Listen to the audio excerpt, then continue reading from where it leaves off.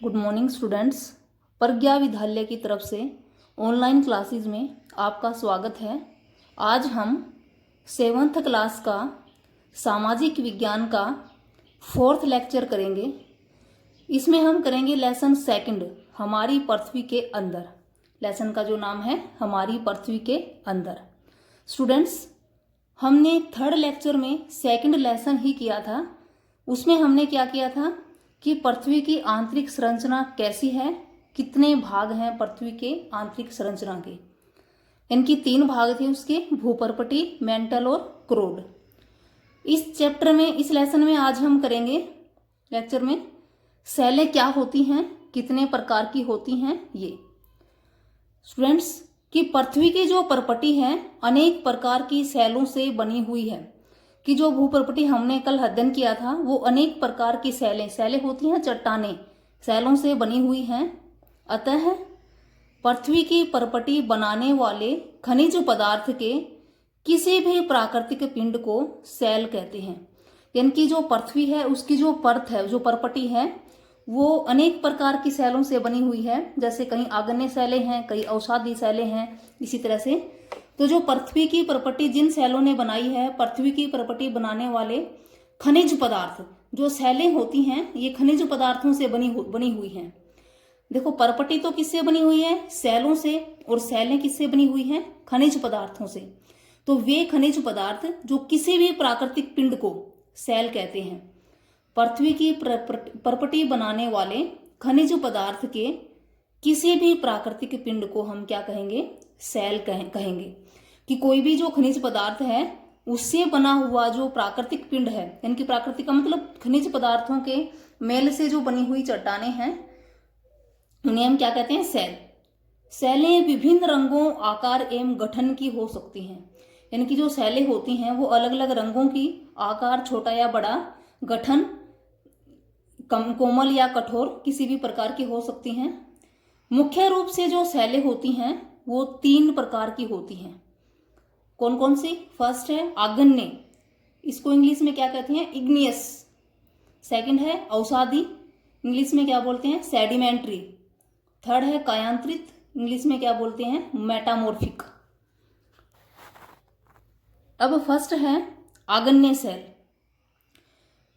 इसे प्राथमिक सेल भी कहते हैं। आग्नेय सेल का दूसरा नाम है प्राथमिक सेल, क्योंकि धरातल पर सबसे पहले आग्नेय सेलों का ही निर्माण होता है।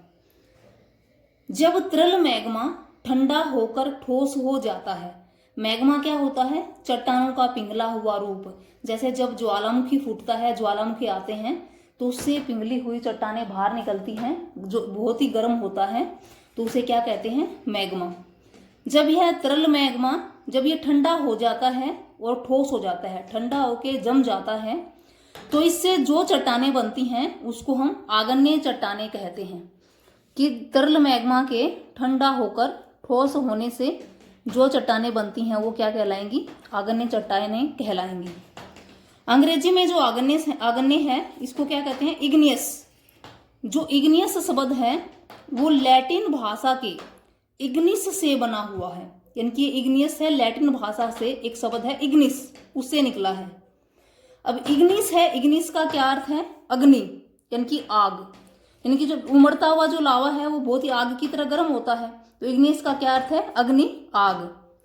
जो आग्नेय सेलें हैं वो 2 प्रकार की होती हैं। कौन कौन सी? फर्स्ट है अंतर्भेदी चट्टानें या सेलें, यानी कि अंतर्भेदी या आंतरिक चट्टानें भी इनको हम बोल सकते हैं। सेकंड है बहिर्वेदी या फिर बाहरी चट्टानें।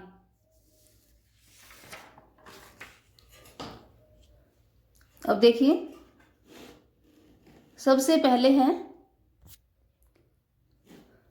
जो अंतर्भेदी चट्टानें हैं। जो फर्स्ट पॉइंट है आग्नेय सेलों का, आग्नेय सेलें 2 प्रकार की हैं, अंतर्भेदी और बहिर्वेदी। जो अंतर्भेदी सेलें हैं वो कौन सी हैं? किसे कहेंगे? जब तरल और गर्म मैग्मा भूपर्पटी के अंदर अर्थात धरातल के नीचे ही ठंडा होकर जम जाता है तो उसे अंतर्भेदी सेलें या आंतरिक सेलें कहते हैं। धीरे धीरे ठंडा होकर जमने के कारण आंतरिक सेलों के रवे या दाने बड़े होते हैं। उदाहरण के लिए ग्रेनाइट। यानी कि अंतर्वेदी सेलें क्या हैं? कि जो गर्म मैग्मा जो धरातल पर निकला था वो अगर धरातल पर निकलने की बजाय धरातल के नीचे ही, यानी कि जो भूपर्पटी है उसके नीचे ही ठंडा होकर जम जाता है। जो धरातल हम रहते हैं इसके नीचे अंदर ही जब मैग्मा बाहर निकलने की बजाय धरातल के अंदर ही ठंडा होकर जम जाता है तो उसे हम अंतर्वेदी या आंतरिक सैलें कहते हैं। कि धरातल के नीचे ही मैग्मा के ठंडा होकर जम जाने से जो सैलें बनेगी उसे हम क्या कहेंगे, अंतर्वेदी सैलें या आंतरिक सैलें। जो धरातल के अंदर जब मैग्मा ठंडा होता है तो वो धीरे धीरे ठंडा होता है, और जब वो धीरे धीरे ठंडा होके जमता है तो उसके जो टुकड़े होंगे, जो रवे होंगे, जो दाने होंगे, वो कैसे होंगे, बड़े बड़े होते हैं। जो उदाहरण है ग्रेनाइट। जो ग्रेनाइट है आग्नेय सेल है। कौन से आग्नेय सेल है, अंतर्वेदी आग्नेय सेल। फिर आग्नेय सेल का जो सेकंड पॉइंट है बहिर्भेदी सेल। कि जब मैग्मा धरातल पर बाहर निकलकर, अर्थात ज्वालामुखी से बाहर धरातल पर निकलकर मैग्मा ठंडा होकर जम जाता है। देखो अंतर्वेदी तो क्या था, धरातल के जब नीचे लावा जमता है मैग्मा। अब बहिर्वेदी क्या है, जब मैग्मा ज्वालामुखी द्वारा बाहर निकलता है, कि धरातल पे के किसी भाग को तोड़ के जब लावा बाहर निकल जाता है, मैग्मा बाहर निकलता है, बाहर निकलकर धरातल पर जम जाता है ठंडा होके, तो उसे क्या कहेंगे, बहिर्वेदी सैलें कहेंगे। ये जो धरातल के बाहर मैग्मा आने के बाद जल्दी ठंडा हो जाता है, और वो जल्दी ठंडा होता है तो उसके जो रवे क्या होते हैं, छोटे होंगे, महीन होते हैं। उदाहरण क्या है, बेसाल्ट। एक बार फिर देखिए, जैसे ये धरातल है, धरातल है ये। अगर मैग्मा धरातल के नीचे, ये धरातल है, अगर मैग्मा धरातल के नीचे ही ठंडा होके जमता है तो धरातल के नीचे जो जमी हुई चट्टानें हैं उनको हम क्या कहेंगे, अंतर्वेदी आग्नेय चट्टानें। लेकिन अगर मैग्मा धरातल के ऊपर ज्वालामुखी द्वारा बाहर निकल के धरातल के ऊपर ठंडा होके जमता है तो इन्हें हम क्या कहेंगे, बहिर्वेदी आग्नेय चट्टानें। धरातल के नीचे जो मैग्मा है वो धीरे धीरे ठंडा होता है तो इसके टुकड़े क्या बनते हैं, बड़े बनते हैं। इसका क्या उदाहरण है, ग्रेनाइट। जब धरातल के ऊपर है वो जल्दी ही ठंडा हो जाता है तो इसके रवे कैसे होते हैं, दाने कैसे होते हैं, बारीक होते हैं, महीन होते हैं। उदाहरण क्या है, बेसाल्ट। अब है सेकंड चट्टान। ये तो थी आग्नेय चट्टान और इसके दो प्रकार। फिर दूसरी चट्टान कौन सी है, अवसादी सैल। कि जब सैलें टूटकर छोटे छोटे टुकड़ों में बट जाती हैं, कि जब चट्टानें, जैसे पहले आग्नेय चट्टान बनी थी तो अगर वो आग्नेय चट्टान टूटकर छोटे छोटे टुकड़ों में बट जाती है तो उसे हम क्या कहते हैं, अवसाद। कि कोई भी चट्टान टूटती है तो वो छोटे छोटे बारीक कणों में विभाजित हो जाती है, और जो बारीक कण होते हैं जैसे रेत, कंकर, बजरी, पत्थर, तो इसे हम क्या कहते हैं, इस इकट्ठे मटेरियल को अवसाद बोलते हैं। और जब यह अवसाद हवा या पानी के द्वारा एक स्थान से दूसरे स्थान पर पहुंच जाता है तो इस अवसाद के जमने से जिन सेलों का निर्माण होता है उन्हें क्या कहते हैं, अवसादी सेल। देखिए स्टूडेंट्स, जब आग्नेय चट्टानें टूट जाती हैं तो उनके टूटने से क्या बनता है, अवसाद बनता है। और वो अवसाद मान लो वर्षा के पानी के साथ, या वैसे पानी बह रहा है उसके साथ, या तेज गति से हवा चल रही है उसके साथ उड़ के क्या हो जाएगा, एक स्थान से दूसरे स्थान पे बिछ जाएगा। और एक स्थान से दूसरे स्थान पे बिछने से समय के साथ साथ वो क्या हो जाएगा, जमना शुरू कर देगा। और समय के साथ साथ उसकी क्या हो जाएंगी, परतें सी जमना शुरू हो जाएंगी। और इससे जो चट्टानें बनती हैं उस अवसाद के जमने से उन चट्टानों को हम क्या कहेंगे, अवसादी सैलें कहेंगे। इन सैलों में जीवाश्म भी पाए जाते हैं। जो अवसादी सैलें होते हैं उनमें जीवाश्मों के भी अवशेष पाए जाते हैं। देखिए जीवाश्म क्या होते हैं, सैलों की परतों में दबे मृत पौधों और जीव जंतुओं को जीवाश्म कहते हैं। जैसे जो हवा और पानी के साथ जो टूटा हुआ मटेरियल है, कंकड़ पत्थर, एक स्थान से दूसरे स्थान पर लेके जाते हैं तो धरातल पे क्या है, मृत पौधे, यानी कि सूखे जो पौधे और जो जीव जंतु हैं उनके भी अवशेष होते हैं। वो भी जो मटेरियल है कंकड़ पत्थर, उस अवसाद जो है उसमें शामिल हो जाता है, तो इसलिए इन चट्टानों में जीवाश्म भी पाए जाते हैं। अवसादी चट्टान का उदाहरण क्या है, बलुआ पत्थर। एक बार फिर से देखिए कि जब आग्नेय चट्टान टूटकर छोटे छोटे टुकड़ों में बट जाती है तो क्या बनेगा, अवसाद बनेगा। और जब उस अवसाद को हवा या पानी एक स्थान से दूसरे स्थान पर पहुंचा देंगे तो उस अवसाद के जमने से जो चट्टान बनेगी वो क्या कहलाएगी, अवसादी चट्टान कहलाएगी। और अवसादी चट्टान में क्या शामिल होगा, जीवाश्म भी शामिल होंगे। जीवाश्म यानी कि जो सूखे पौधे, मृत पौधे और जीव जंतु हैं वो भी शामिल होंगे। उदाहरण कौन सा है? बलुआ पत्थर।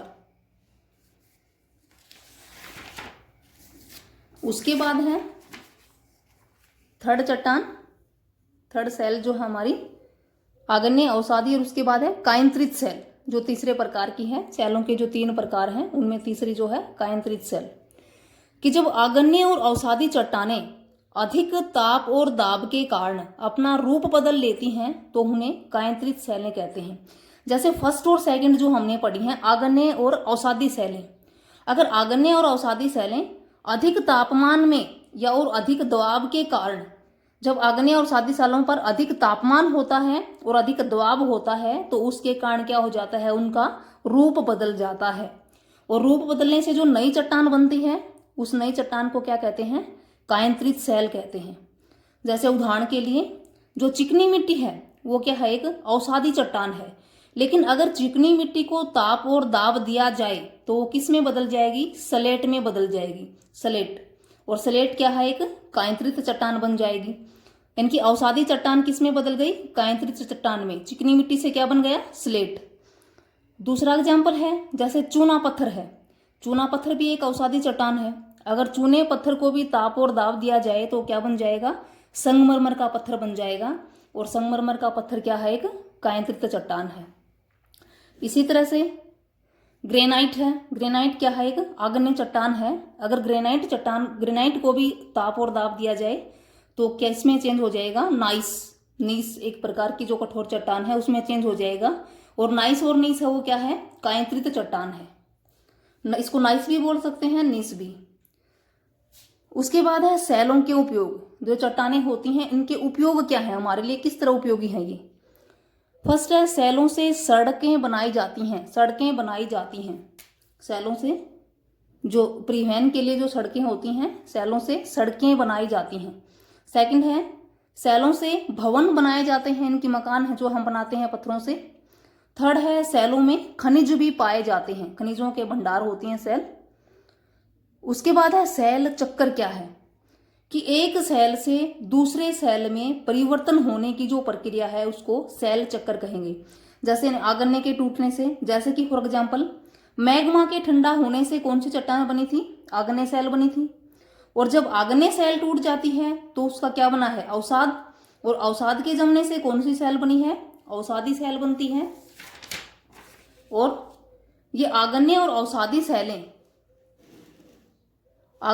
अवसादी सेलें ताप और दाब के कारण अपना रूप बदल लेती हैं तो कौन सी सेल बनती है? कायंत्रित सेल बनती है। और अत्यधिक ताप के कारण कायंत्रित सेल फिर से पिघलकर द्रवित मैग्मा, द्रवित होता है तरल मैग्मा बन जाती है, जो ठंडा होकर फिर से आग्नेय सेलों का निर्माण करता है। इस प्रकार सेलों का यह क्रम चलता रहता है जिसे क्या कहते हैं? सेल चक्कर। इस सेल चक्कर को एक बार इस चित्र की सहायता से देखिए। देखो सबसे पहले क्या है? गर्म मैग्मा। जब तरल गर्म मैग्मा ठंडा होकर जम जाता है तो किसका निर्माण होता है? आग्नेय सेलों का निर्माण होता है। अब है आग्नेय सेलों के बाद जब आग्नेय सेलें टूट जाती हैं तो क्या बनेगा? अवसाद। और अवसाद के जमने से जब अवसाद जम जाएगा तो क्या बनेगा? अवसादी सेलें बनेगी। अब अवसादी सेलें और आग्नेय सेलें, यानी कि ये अवसादी सेलें भी और आग्नेय सेलें भी दोनों ताप और दाब के कारण, तापमान और दाब के कारण किस में बदल जाती हैं? कायंत्रित सेल में बदल जाएंगी। यानी कि अवसादी का भी रूप बदल गया और आग्नेय है उसका भी रूप बदल गया तो किस में चेंज हो जाएंगी? ये कायंत्रित सेल में। अब कायंत्रित को अगर फिर से ताप व दाब दिया जाए, कि कायंत्रित जो सेल है फिर से अगर इस पर ताप और दाब दिया जाए तो क्या हो जाएगी? पिघलकर फिर से क्या बन जाएगी? मैग्मा। कि कायंत्रित सेल फिर से मैग्मा में बदल जाएगी और मैग्मा फिर क्या हो जाएगा? ठंडा होकर फिर जम जाएगा और फिर वही प्रक्रिया, फिर आग्नेय चट्टानें बनेंगी, फिर अवसाद, फिर अवसादी चट्टानें, फिर कायंत्रित और फिर वही प्रोसेस। तो इस तरह ये एक चक्कर चलता रहता है, ये प्रक्रिया चलती रहती है। इसे क्या कहते हैं? सेल चक्कर। Thank you students. आज हमने क्या किया? सेलें क्या होती हैं और सेलों के कितने प्रकार होते हैं। आशा है आपको अच्छे से समझ आया होगा। अब आपके लिए कोई होमवर्क दिया जा रहा है कुछ, जैसे देखिए ये क्वेश्चन आपको क्या करने हैं, नोटबुक में नोट करने हैं और लर्न करने हैं। कौन कौन से हैं, जैसे देखिए सेल किसे कहते हैं, इनकी सेल किसे कहते हैं। उसके बाद है सेलों के प्रकार बताओ, जैसे हमने किए अभी आगन्य, अवसादी और कायंत्रित। उसके बाद है अंतर्वेदी सेलों का निर्माण कैसे होता है। फिर फोर्थ है बहिर्वेदी सेलों का निर्माण कैसे होता है। फिफ्थ है सेलों के क्या उपयोग हैं। और सिक्स्थ है सेल चक्कर किसे कहते हैं। ये 6 क्वेश्चंस आज हमने डिस्कस भी किए हैं इस वीडियो में, और आशा है कि आप इन 6 को नोटबुक में उतारेंगे और लर्न करेंगे। Thank you students.